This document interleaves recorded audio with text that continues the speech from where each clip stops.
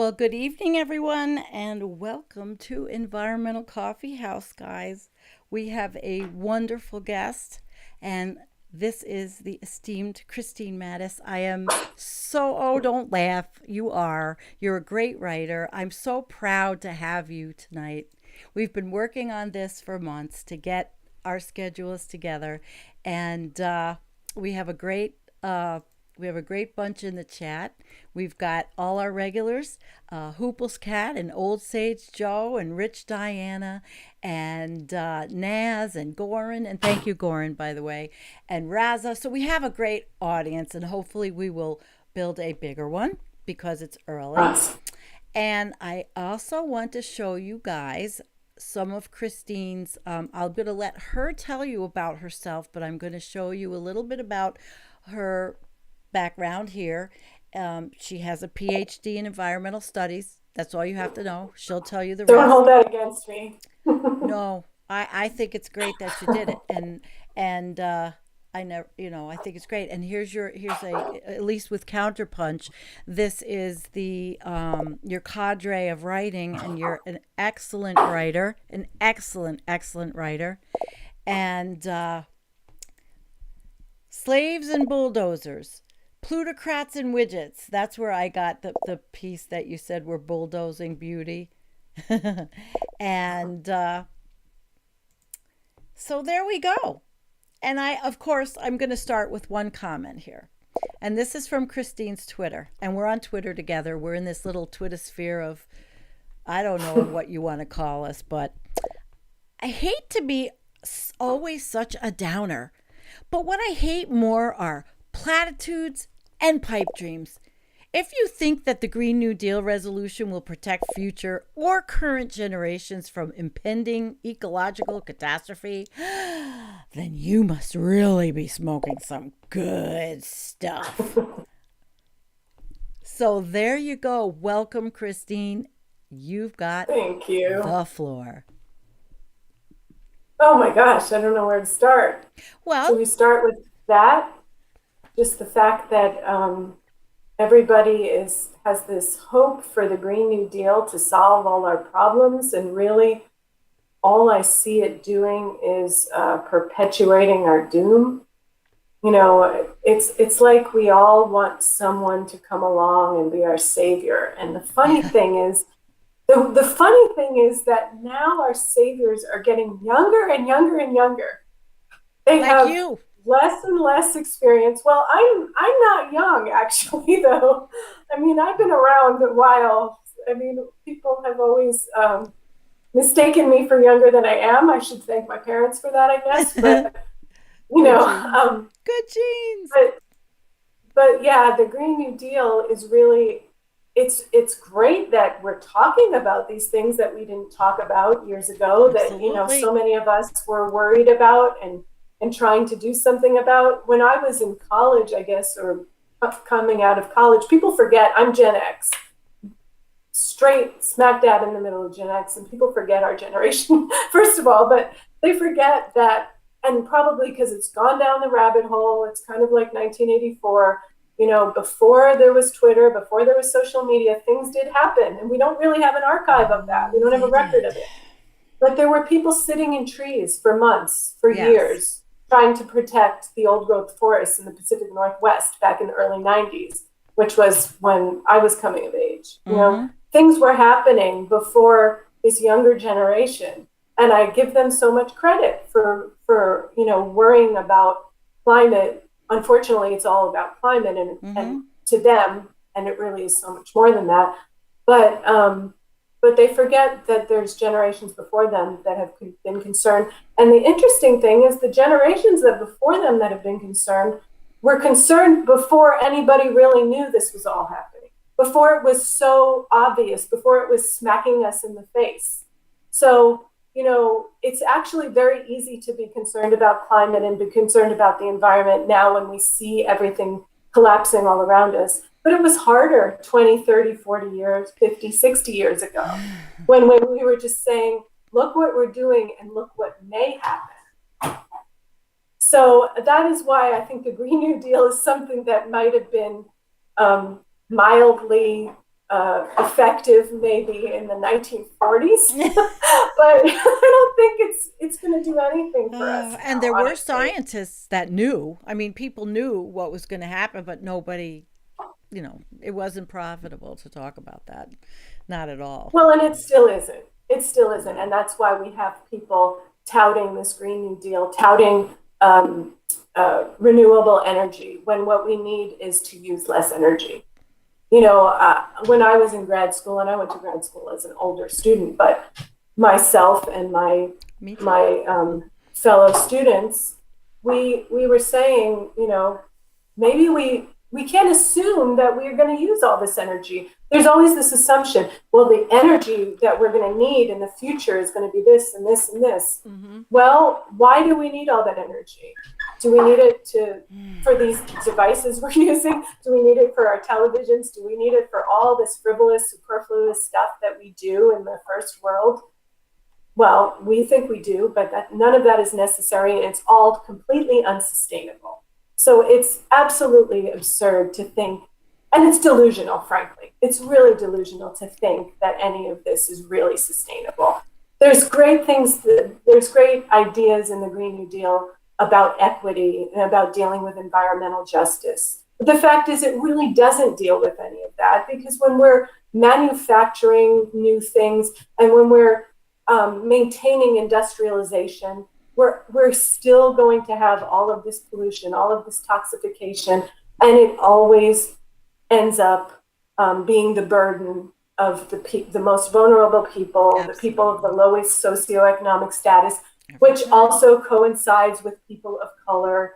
So, I mean, I guess the intention is good, but I really have a problem with the Green New Deal because I don't think it has really much forethought. And frankly, I know for a fact that the people who put this thing together, they're mostly people in politics, people with political science degrees, people with economics degrees. They're not people, first of all, who know much about science, honestly. Not that science is anything, and I can critique science forever, but, and they're also people who haven't been in this fight for very long and haven't been following the trajectory and the history of the environmental movement and just our ecological decline in this country and around the world. Well, and that begs me brings me to the next issue I wanted to talk about with you, and I waited for this, the growth paradigm. And in this whole thing, the social justice, everybody's talking about bringing people out of poverty, which, of course, right? Mm-hmm. But in the developing countries, people have an echo. I don't know what to do about it. I don't have echo cancellation. Well, anyway, we'll do the best we can. Bringing so the developing countries and with the renewable energies and all that, to bring people to the Western lifestyle, when I don't know how great that is. And then it also begs to the next question. If we're going to bring people to live a higher lifestyle, it's going to destroy their countries even worse with the mining and the environmental destruction. So can you speak to that, Kristine? Sure. Well, there you go. There's another problem with the Green New Deal is we are looking toward renewables as the answer to everything. Well, we need to get the natural resources for these renewable energy systems. Mm-hmm. We need to dismantle the current system, which is not a bad thing. Yeah, coal, all of these natural gas, it's all bad. But as we dismantle this and we implement a new system, this all takes energy, this all takes resources, and the resources come from people who are basically enslaved in other countries. It's a social justice issue in other countries that we're not thinking about. Of course, we want to think about social justice in this country. We want to think about social justice around the world. So that's another issue with the Green New Deal. Just like everything else we've done in industrialization, we've taken the benefits in the first world for people who are rich and put the burdens on people who are poor in this country or around the world. as always. As always. But as in terms of justice and equity, it's just absurd that we have to think about this as something that there is no justice and equity when you don't have a life support system, and Yeah. everybody in the world should have the basic necessities of life, right? Food, clothing, shelter, water. Most of the things that we think we need, most of the things that we expect are the basic necessities of life are not necessities at all. And in fact, most of these things are causing, destruction socially. They're causing psychological destruction in our society. They're causing ecological destruction. And it's funny, I go back to thinking about, God, 30 years ago when I first encountered the magazine Adbusters. If you know Adbusters, they were the ones who actually pushed for Occupy Wall Street. Okay? But they've been around, they're from Canada and they've been around for decades. And they've been talking forever about our way of life and how psychologically destructive it is. I mean, they've talked about all of the issues that we'll get to tonight. But everything about how we live, our depression, our anxiety, we all put it upon ourselves. We either take it as genetic, which an inherited flaw, which it is not. It is demonstrably and with evidence, not empirically, it's not genetic. Secondly, we take it as a personal problem. It's not a personal problem, and that's probably why we can never solve it. It's probably why all these people are on these drugs or they're going to psychologists and the psychology never ends, because it's a social problem. And we need to look at it bigger than that. And what the problem is our way of life. So bringing other countries into our way of life is kind of absurd. It's absurd socially, it's absurd psychologically, it's absurd in terms of public health, and it's absurd in terms of ecology. Of course, we want everybody to have the basic necessities, and there's no reason, despite the fact that we are overpopulated probably on this globe, and we do need to deal with population, which no one likes to talk about. But I mean, if you think about the wealth of the rich, and not just the billionaires, even just the millionaires. I hate it when everybody talks about billionaires, because I just like to talk about the rich. Anybody who has way more than they need to get by has too much. And if we could spread the wealth around, everybody would have what they need. So this idea that we have to bring the third world up to our standards, yes, everybody needs to be up to a certain standard of life so they have the basic necessities to live. And anybody on the left should be all for that. Anybody who has a conscience and ethics and morals should be all for that. But we in the first world need to degrowth. And thankfully, this is something we're finally talking about. I agree. But there's no reason we need all this stuff that we think we need. It's just sickness. It's sociopathy. I hate to even call it anything but sociopathy. Or I psychopathy. have it. I suffer from it, or I did. And I can agree. And then everything you have to do a live stream is more lights, microphone, equipment. It's all damaging. And then I get to the point, I don't know if you ever do, sometimes with plastic, I look at it and I think, I'm going to recycle it. I can't get away from it. I try, to can. Yeah. I can all my vegetables in jars and all. But sometimes you get that feeling where it's like futile. What does it matter if I put it in the garbage bin or the recycler?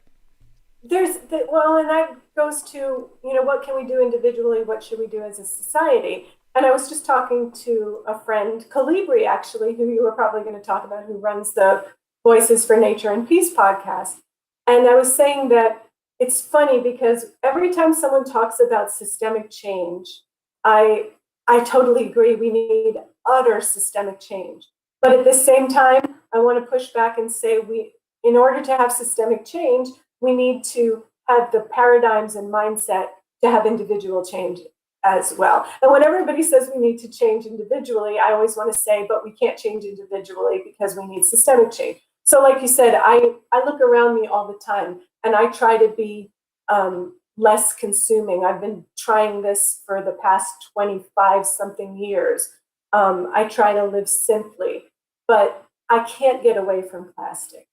And the thing is, those of us who are trying, we can't do anything unless our whole way of life changes.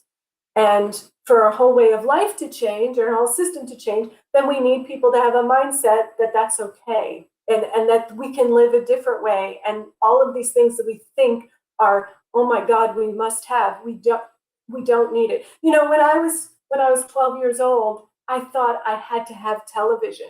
I was addicted to television. I was a good student, and I still thought, oh my God, I could never live without a TV. Never. I don't want to go camping. I'm going to miss my favorite show.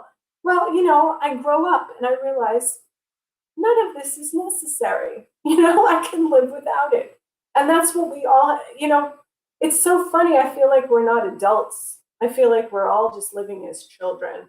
And the irony is that people like me, who some would look at and say, oh, you're not practical, you're idealistic, we're talked about as, what is it called? They call us something suspended and adolescent idealists. So, you know, Is Derek Jensen an adolescent idealist? I Is would, that I would assume so. I would Huh. assume so. But the irony is that I think that most of the people who say that are actually the adolescents, because they really live like children. They're not able to do anything on their own. They're not able to do anything without these basic ridiculous conveniences. And you know, and the things we think are necessary are so recent in history. If you look back in history, you know, we haven't been living like this for very long at all. And this path toward collapse has been very recent in human history, you know, and and even more so in just recent history in our own lifetimes. Because I think about how when I look at like my parents who are baby boomers, and I look at their generation and my generation, Generation X, and like in terms of technology and stuff, nothing changed too much. You know, they were born when television was coming of age, and you know, we had a lot more television, then we got computers.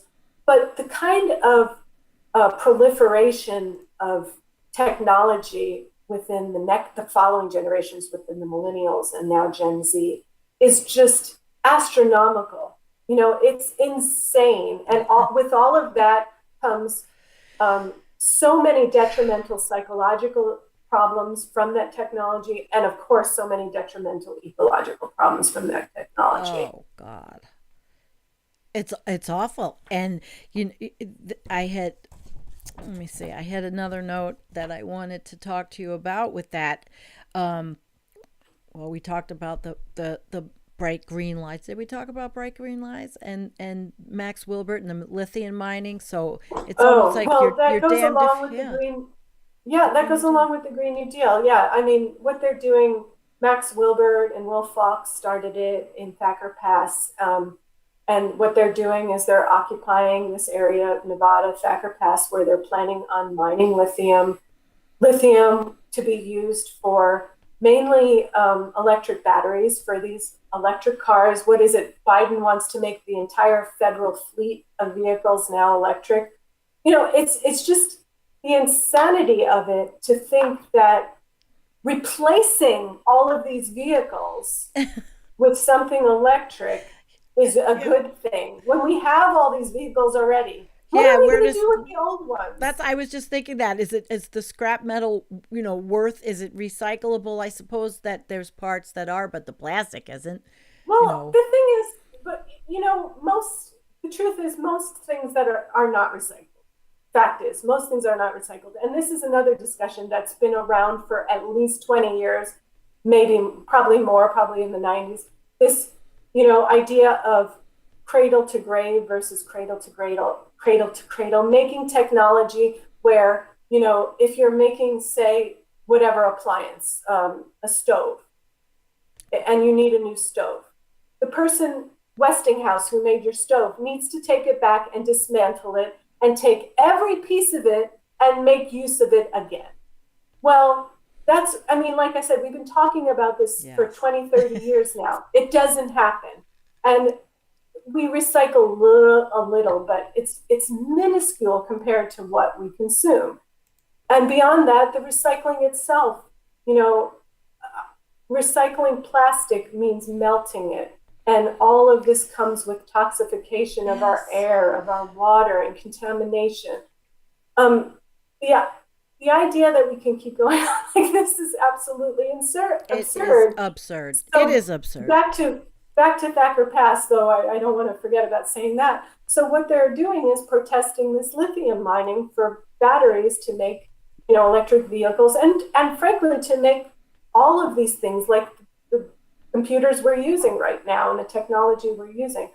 Um, you know, we think that we can make things green, but nothing that when we're consuming natural resources, nothing is green. No. What we need to do is consume less. And if anybody can look at themselves in the first world, and I know, believe me, I'm not someone who's done well, and you can see why I probably haven't been a success and done well and made a lot of money, because this is what I talk about. No one wants to, no one wants to Oh. be a success when you're talking about how bad the world is, but you can't participate in what this world is if when you're talking about how bad it is with, like I am, you're not going to do well in the world. But even when you're not Well, doing well, well, whose you have standards? Whose exactly, standards? yeah, I don't care. But I mean, the fact is that even someone like me who could have made tons of money if I had taken different paths and been a different person. I Right. still have so much more than I need. I still consume way too much. I still waste way too much. I still have a terrible, horrific footprint on this planet. Hmm. And again, so that again goes to, how we need to change our way of life and our whole system versus how much you can do as an individual. And that's why we need to tackle it in both realms. So do you think But but do you think that that individuals, like there's a lot of controversy in that also. That, oh, what you do on an individual basis isn't going to matter. We have to stop burning fossil fuels first, and you know who says that. Uh Professor Mann. right. It's not, but that's defeating. I mean, you individually, Well, it grows and grows and grows and grows if people start yeah, understanding that they have to yeah. acclimate. And I was going to ask you about mitigation and sustainability and mitigating. So what is sustainable to do, and how do we mitigate what's going on? Well, I'd like to say that all we've changed from thinking about sustainability in a broader sense and thinking about ecology to thinking about climate. This happened probably in the last 15 years. And climate is a horrendous issue. Climate change, we used to call it global warming, but it's only a part of the problem. It's not the problem. It's an aspect of our ecological overshoot and it's aspect of our ecological decline. So people like Professor Mann, who focuses on climate, that is his, sort of myopic subject. It's not to just think about that is frankly not enough. So sustainability, means that we are using only what we need and we are producing the minimal amount of waste. And that kind of waste should be biodegradable waste, frankly. So that's why when we create something like plastics, when we create anything in our industrial world, we're creating something that can't be, consumed back into our ecological No, system. It's totally you're right. unsustainable. So when we're just thinking about, reducing fossil fuels, that's frankly not enough. And I know so many people are saying, well, that's that is the imperative right now because that's the existential problem. You know what? If we just changed everything to renewables, we got rid of, somehow we captured all the carbon dioxide, we captured all the Okay. methane. Let's say we could do it. We're not going to be able to do it. I'm telling you that, but let's say we could do it. Yeah. We would have, See, we then could we do would it. say, okay, climate change isn't an issue anymore. Or, well, it's already baked in, so it will be an issue. But then we would say, oh my God, guess what? Plastic's an issue. And PFAS, Mm-hmm. per and polyfluoro alkylated substances that are toxifying all our waterways. They're the next. I mean, it's not just about climate. It's not just about energy. It's not just about fossil fuels. It's about our way of life. That's what I keep saying. It's everything. Yes. And if you're not looking at it as a full system, then we have no chance.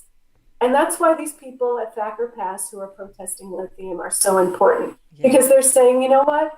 We don't need electric cars. We actually don't need cars. Now, the truth is, we've created a world. I live in a place right now.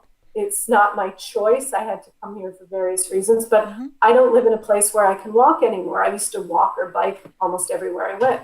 I have to drive certain places. I minimize my driving to just do the basic things I need to do, like get groceries. Me too. But that was a concerted effort to make places in our United States reliant on cars, and this is a problem. And cities should never have been. I mean, the taxi cab business is insanity. It's absolute insanity in New York City or any city. Right. Any city. Right. It's insane. Cities should not be car centers. Yeah. I mean, why should there be step. any cars? Why should there be any cars? We have mass there's transit. All sorts. Right. I mean, and here's the other thing. If you're going to go into cities, I always think, why should we have gyms? Why should we have gyms in cities? Why aren't people just walking? Yeah. I mean, these are all the simple things that is like, this is the kind of thought process we need to change. I moved to Los Angeles. When did I move? In 1999. And I got there. I didn't know anybody. I had just moved there on a whim. I'm going to make a long story short, but I was working at a job, and every afternoon at lunchtime, I would go out and take a walk because I wanted to get exercise. I'm trying to make my life expedient and maximize the time I had. So here's the time. I have an hour for lunch. I'm going to go for a walk and get some exercise. It's beautiful there. The sun's always out. It's always warm. I went for a walk, and I walked by a gym with everybody on their treadmills and their, Stairmasters and everything. So all these people are in one of the warmest, best climates in the country, and they're wasting all this energy indoors, using these machines that take natural resources, using energy because all these machines are plugged in, wasting their money on a gym. I mean, these are the kinds of ideas we have to change. All of this simple stuff. So, those are the kinds of individual things that we need to change our mindsets, and we need to change what we do. But then we need to change systems as well. So when you talk about it, I hate to say it's all on individuals or it's all on systems. It has to be both. And of course, when we're just talking about individuals, change your consumption. Well, there's a lot of people who can't change what they're consuming because they don't have the means to make any decisions. They're barely getting by. And that's becoming, 50 to more % of our country now can barely get by and barely has a choice and barely has any time to think about anything. But what's so infuriating to me are all of these wealthy people, the people with the voices, the celebrities, the stars, the people who are big in sports, who have money and who have time, and they are purporting to be, believers in climate. Again, only climate because they can't think of anything beyond climate because that's the big issue. But they can't, those are the kind of people who need to put their money where their mouth is and need to make the changes, because not only could they make tremendous changes to consume less and use less and be a model for a different way of living, but then they could use all that excess wealth to help all the people who need to be brought up who are suffering in this world. I Wouldn't mean, that be nice? I mean, Wouldn't that of be course, that's a equality? pipe dream, and that means, but it's not inconceivable. It's just a matter of thinking about our lives in a whole different way.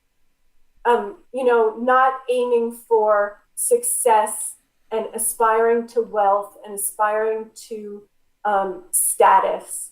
And this is something that most of us can't conceive of now. Oh, I We're going can to now. end up, Having had it yeah, and but realizing that it wasn't all that great in the well, end. it's funny. It's funny because I'm living in New York right now, and I haven't been here in about 30 years, and I've lived all over the country between now and then.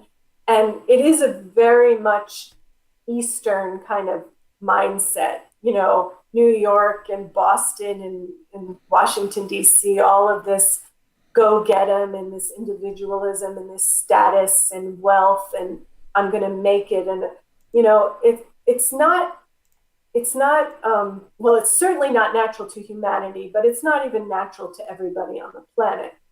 I actually lived in New Zealand, and it was really refreshing because when I lived there for a short time, people didn't ask you what you did for a living, and people weren't trying to make it big in whatever field they were in. People really valued leisure, and they really valued their time away from work and their time as human beings. And it's really inconceivable in this country. But I honestly think, to go back to everything we're talking about, I really think it comes down to that, this idea that jobs are what we were born to do, and that making a success, meaning making huge amounts of money and having a big car and big homes and tons of wealth in this world, it's the most sociopathic and the most destructive thing we can aspire to. And until we all get rid of that aspiration, I don't think there's any hope, honestly. How is that done? I have a couple of comments because we are live and it's interactive. And do you know Jack Adam Weber? He has I he don't. wrote the book called The Climate Cure. He's got a couple of Okay. comments, and welcome, Jack, to the chat. Okay. So two comments he made. Many devils in the details in this discussion. It's fine to view the problem of humanity holistically, but to treat it, we must triage. And addressing emissions is tops. It'll be hard enough to address just that. I don't think we can address just emissions without thinking about the unintended consequences of addressing emissions. And again, Is going that the back to these people, triage? I mean, is that the triage well, that he's talking about, possibly? I think that's what everybody's looking to do in terms of like government and officials. We're Mm-hmm. looking for electric vehicles, we're looking for renewable energies, but as we do this, we're still destroying the planet, we're still destroying the biosphere, we're still just creating mass extinction in doing that. That is Yes. exactly why these people are protesting the mining of lithium in Nevada. Thacker Pass in Yeah. Nevada. And it's actually why there was a coup in Bolivia. You know, Mm-hmm. th- that was demonstrably because we were trying to get their resources of lithium there. And I just don't Yes, we think we do. can look at, treating just emissions is basically doing what we've done all along in industrialized society for the past several hundred years. It's a reductionist viewpoint. It's looking at discrete problems. It's looking at everything myopically. And frankly, this is what's got us into the problem and the catastrophe we're facing now is treating every little issue as its own discrete problem to be Mm-hmm. solved by, a discrete set of, or a discrete field, or a discrete set of um, experts in a field. And I don't think we can do that anymore. I don't think that has done anything for us. And I just think it leads us continually down a path toward unintended consequences where we're just, as my husband always says, it's the old lady who swallowed a fly. You know, she swallowed the fly, then she swallowed the next thing, then she swallowed the next thing. That's all we've been doing for hundreds of years now. Yeah. And that's what happens when we look at reductionist science and look at just one thing at a time. We have to think more holistically. And what that means is we have to think of, and that's why, yes, we have to think of justice as we do this. But justice isn't giving everybody jobs. Justice is just providing the basic necessities. Who created jobs? The people who created jobs were the people who were the elites throughout the last thousands of years. Yeah. Jobs aren't the be all end all of our society or our existence as humanity. These are a new development, and jobs are actually something that suppresses us and oppresses us, not something that gives us freedom. I mean, I know to some people this is just a totally different way of thinking about things, but No, frankly, it's not that, well, not on our channel. Everybody understands on our channel exactly what you're talking about. It is, but I do have oh, wait. Carl says there was an old lady who swallowed a fly. I don't know why she swallowed the fly. I guess she'll die. yeah, Okay. How about the old lady that and got bit by a tick like I did yesterday and or the day before, and pulled it out of my neck being outside? oh, Um, let's see comments, because this is good. I like this interaction with you. I have maybe we'll go one more with Jack. He's going back to the celebrity. He says, I don't think it's that celebrities only think about climate because they can't think of other problems. Please, perhaps some focus on climate because it's the most salient issue. Hmm.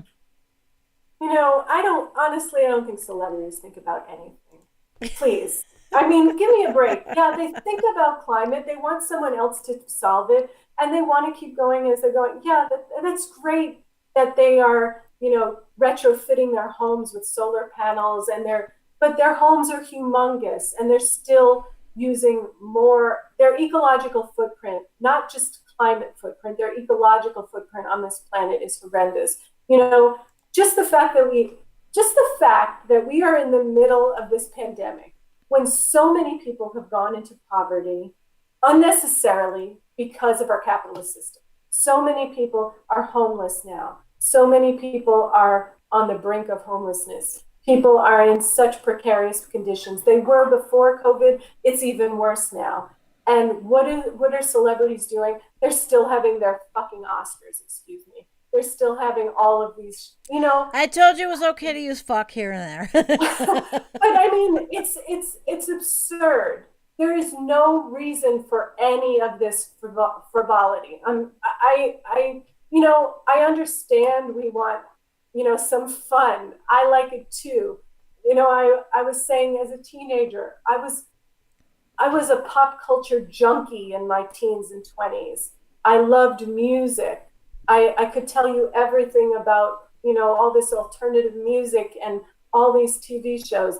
But you have to grow up at some point and realize the situation we're in and start to reprioritize your life. And it's celebrities who want to talk about climate. That's great. But you know what? They're talking the talk. They're not walking the walk in any way. If they're going to walk the walk, they're going to take their 3,000 square foot home and they're going to move into an 1,000 square foot home. And they're going to use that 3,000. extra. These people have 5 Yeah, and 10 and 15. I mean, exactly. and look at Texas. Texas, if you 3,000's the minimum.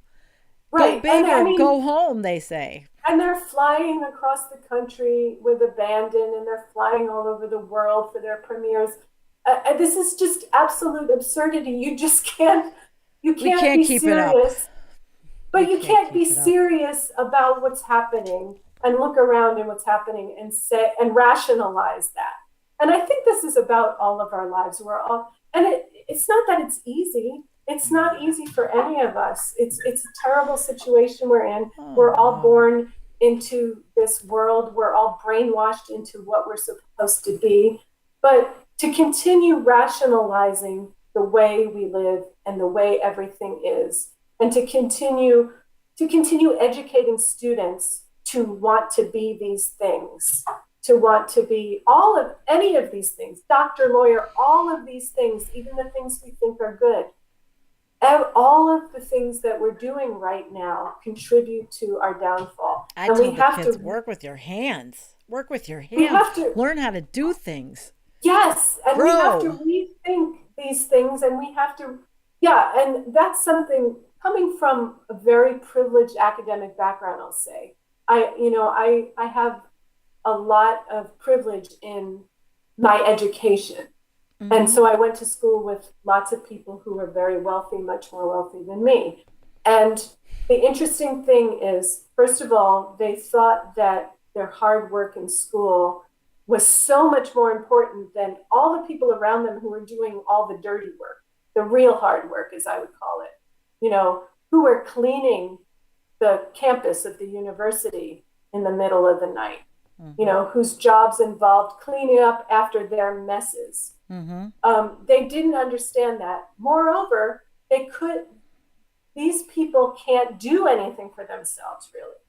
Most of these very privileged people, if you took the ones around them who clean their homes, who make their food, who take care of their children, who do all the basics for them, they wouldn't know how to survive anymore. We don't have basic skills because of our division of labor and because of our stratification of socioeconomic status in this country. Yeah. And frankly, this is, people don't think about this when we're talking about the environment, but this all has to do with why we're so unsustainable. I once said if everybody had to clean their own homes and raise their own children and, cook their own food and better yet, grow their own food, then we might not have all of these problems we have, and we'd be far more ecologically sound. Oh, we've got quite a lot of people that are, I keep hearing all these noises. I don't know if they're hearing all the noises of the chat, but here's a good one from Gary. Gary would like to know, and I'm going to put it up. So, do you want us to go back to colonial days? Colonial days? In our lifestyles. The thing is, I've gotten this so much. Do you want us to be cavemen? You know what? We do need to go back. Gary's cool. Yes. He's good. I understand, but we do need to go back. We don't, frankly, what we're doing right now, it's wonderful to talk to you. It's wonderful to have a voice. I don't even know why, I have a voice. I'm glad I'm glad you have a voice. but I like your voice. None of this is sustainable. And yes, we do need to think about going back. And frankly, it would make our lives so much healthier, both physically and mentally. It would make our communities so much healthier. I don't think if we went back to a simpler way of life that was much more sustainable, I don't think we'd have this political divisiveness, sorry. And I don't think, I even think about when I was younger and we didn't have all this technology and all this frivolous stuff, that we were less divisive politically and socially.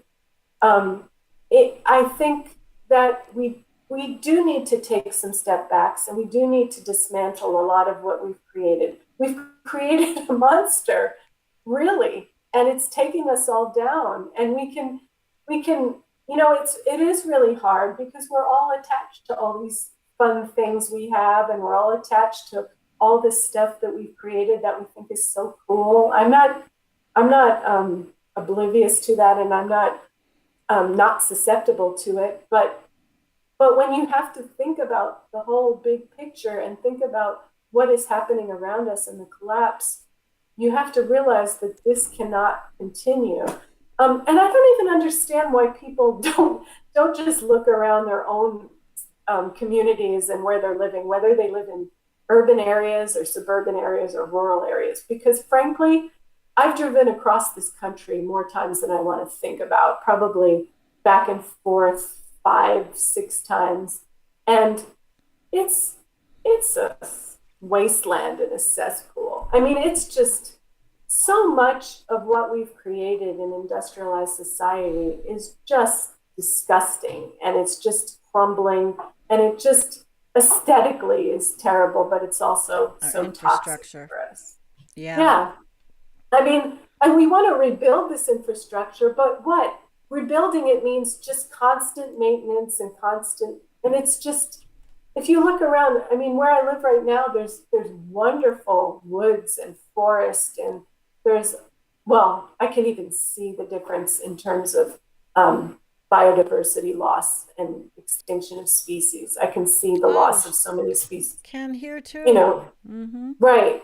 And but then you look around too and you see all of this stuff that's just decrepit, crumbling around us. All of this stuff that, what do we do with it?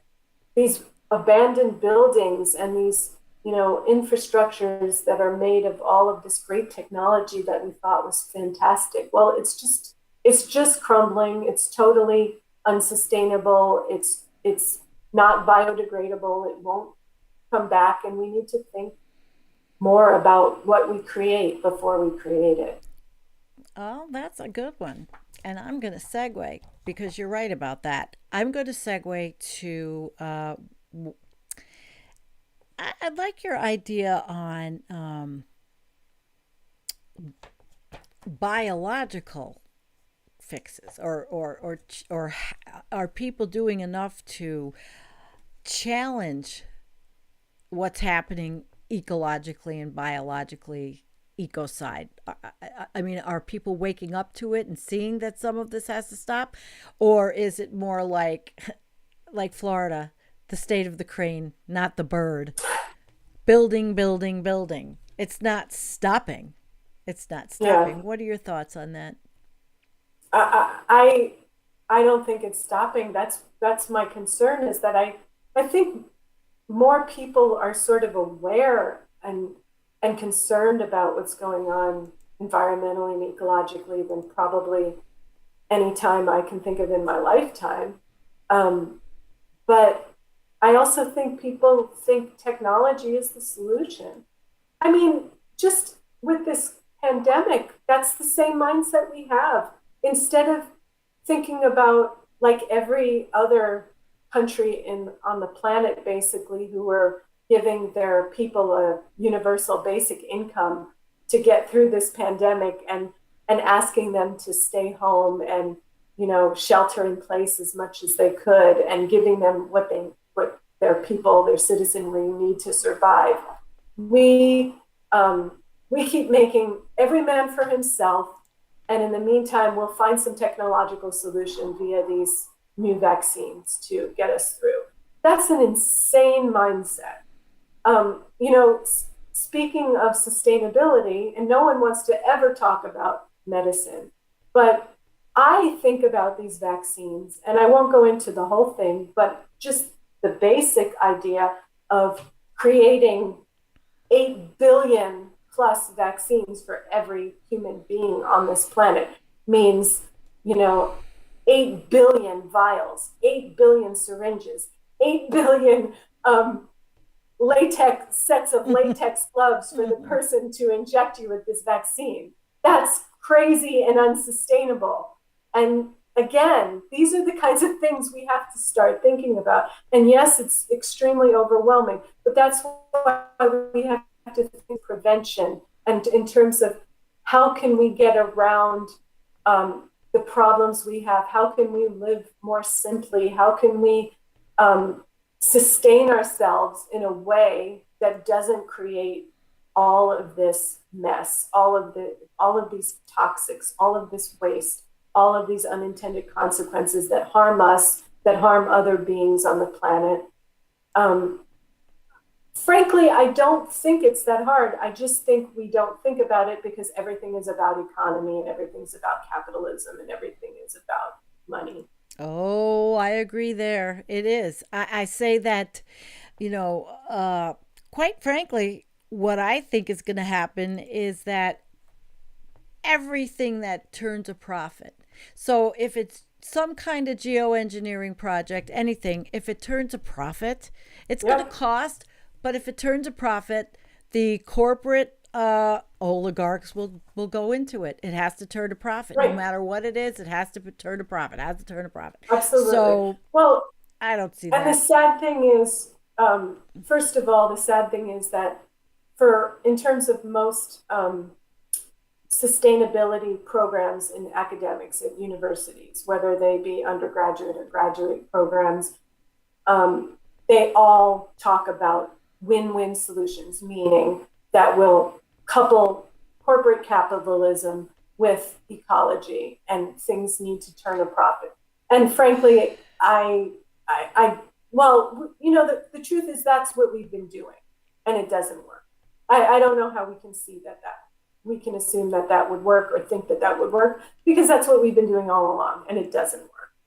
Um, but the other thing is, yeah, um, yeah, it's extremely childish, and I hate to be so, I don't like to Don't hate to be stereotype. anything. Be yourself, Kristine. That's why Okay, you're well, here. basically, I see it as boys with toys.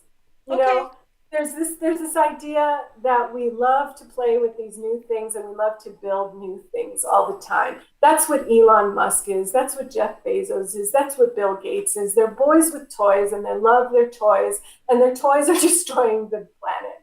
And they're destroying the planet. They are oppressing and exploiting people, and it's just sociopathy. It really is. And it's just horrendous what they've done. And the fact that these people who've destroyed the planet with their toys are the ones who are thinking they're going to rebuild the planet with their toys is absolutely insane. Yeah. I'm looking for something from Naz. He's our youngest follower. And okay, quite frankly, he put the question, humans are the virus? Yeah, we are. Unfortunately, I don't think we need to be, and I don't think all humans are. I mean, there are indigenous cultures that are still around now who aren't the problem. Um, Most of the dominant society has oppressed them and is trying to obliterate them, as we've tried for so long.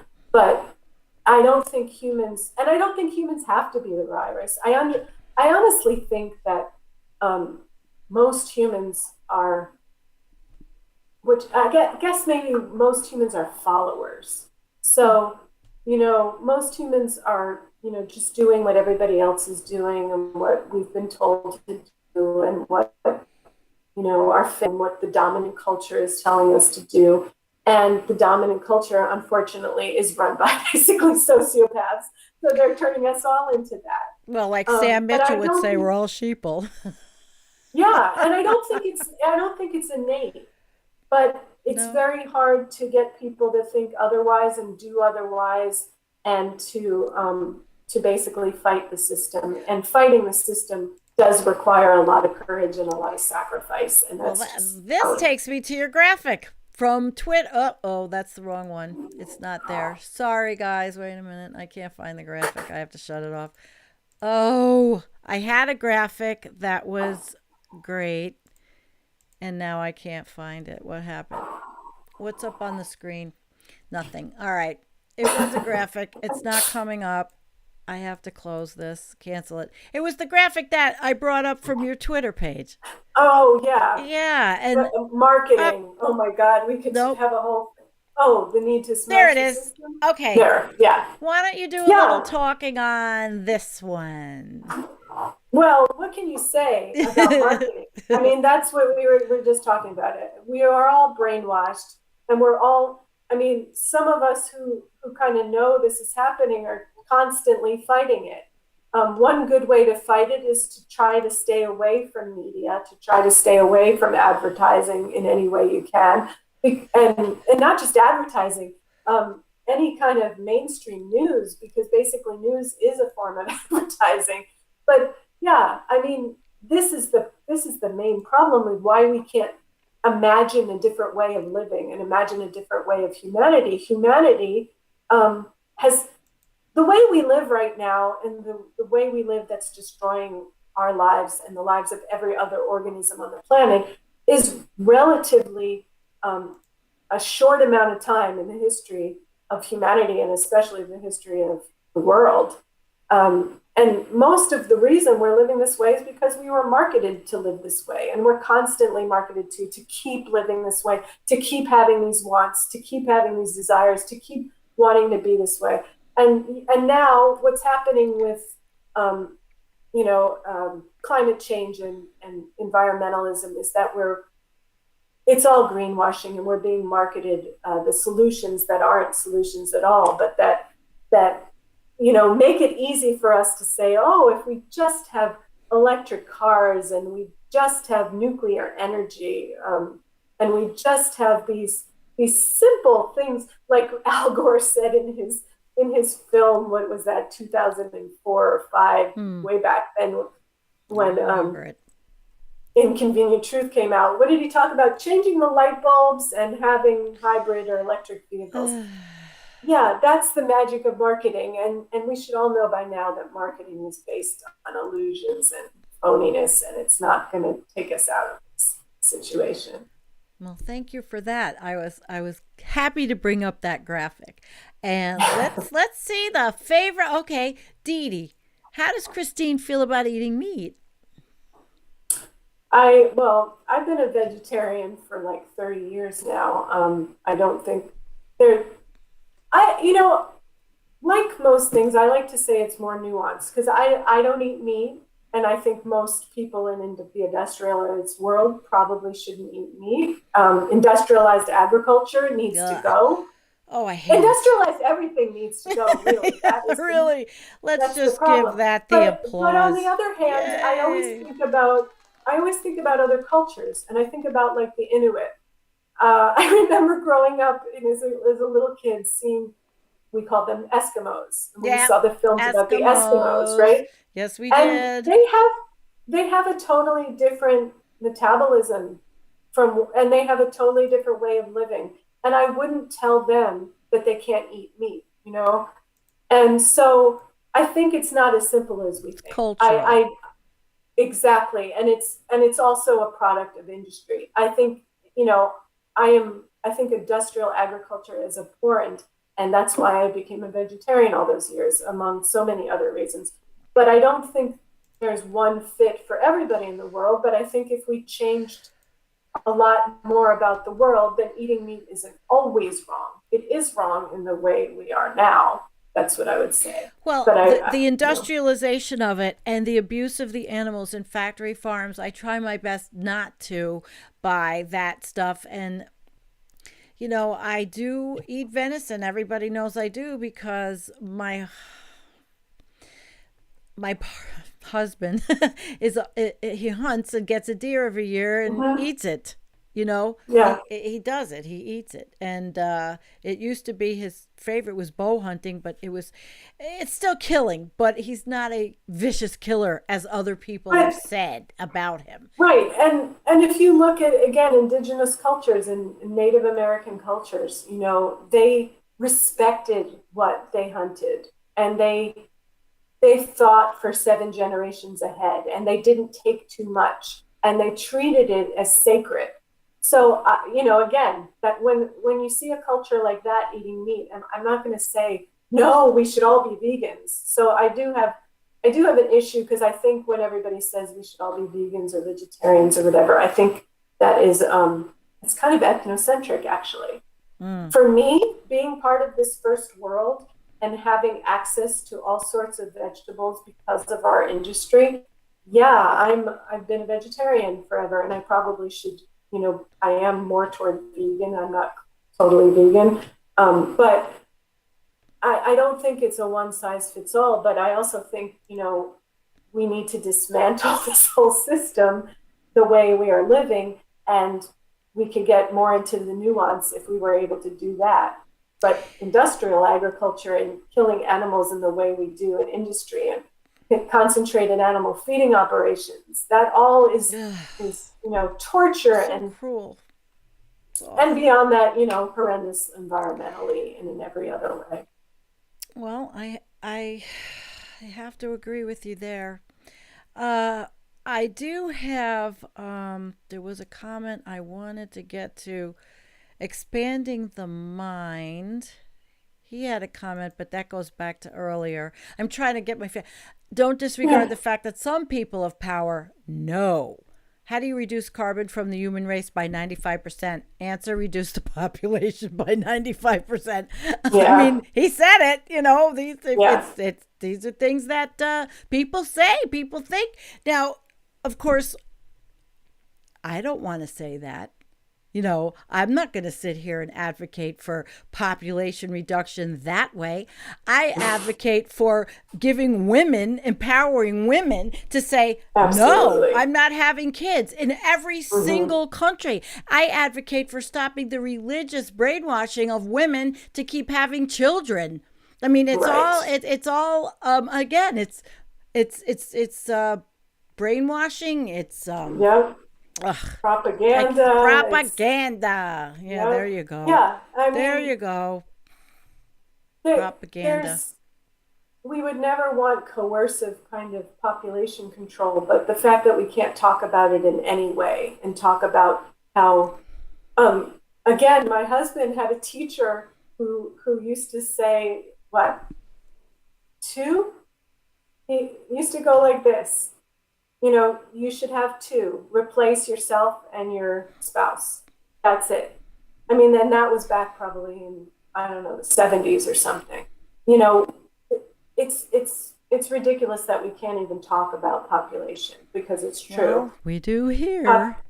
yeah, I mean, and we just had the coercive comment. measures like that were taken in China are horrendous, and they're misogynist, and they're just abhorrent. But it's something that we should talk about so we can think about, and like you said, empower women to have choices, Hmm. and just think about, no one wants to talk about what having children means to ecology and what how that increases your ecological footprint.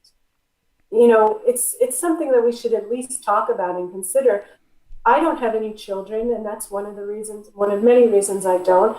But I always thought, even way back when I was younger and considering it, I just thought, how would I deal with diapers? What a Yeah, horrendous that's mess these plastic diapers are. well. How When I had I my can't even daughter, imagine. we used pins. I use safety pins, Right, and I right. had, you know how you put them in the toilet and you let them soak, like Mm-hmm. my mother did. I did that, even Right, though there were disposable diapers. I had a conscience, and I had a right. budget that Right. I had a But I big mean, budget. it's like we can't even talk about this stuff.